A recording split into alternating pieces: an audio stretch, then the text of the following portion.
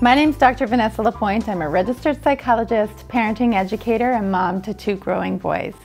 One of the things that can happen through the holiday season, more so than at other times of year, is we find ourselves in the presence of family members that we might not always choose to be spending lots of time around.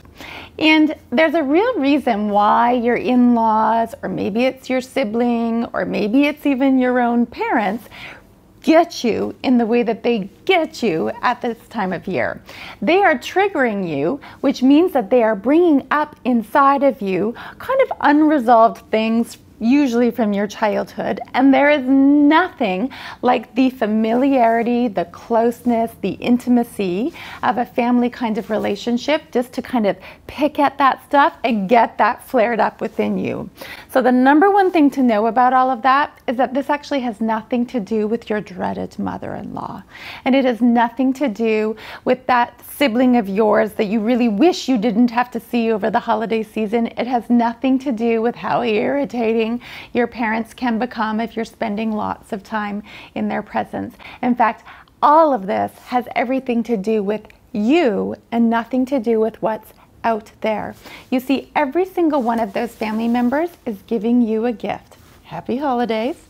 And the gift is that they're going to shine a light. They're just serving their purpose in your life of shining a flashlight or a spotlight on the parts of you that are as yet ungrown. And so look at that. When you sort of have those feelings coming up in you, take a moment to think about, okay, what is this really about? And how might I address this from the inside of me rather than expecting somebody out there to change or behave differently so that I can feel better? Now, there's a couple of other things that you can keep in mind that might be really helpful to you along the way. The first is that you don't have to make anybody right or wrong in the interactions that you are having with them. You can simply listen. Really just be present and available to the conversation of the moment.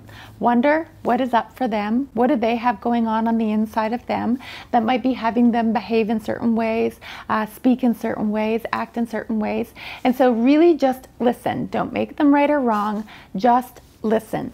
And as part of listening, really do make sure that you are not defending yourself at all. Remember, it isn't about who's right and who's wrong.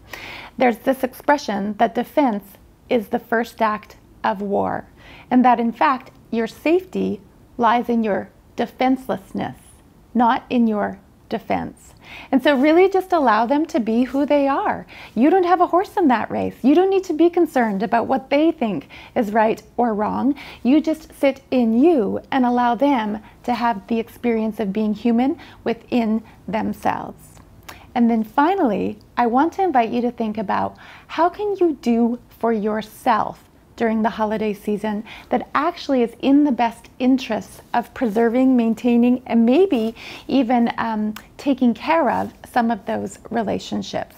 And so when you do for you what is right and true and authentic and resonant for you, you do that with an energy of love for self that then spills out of you and into the world around you and will touch the lives of all of those family members.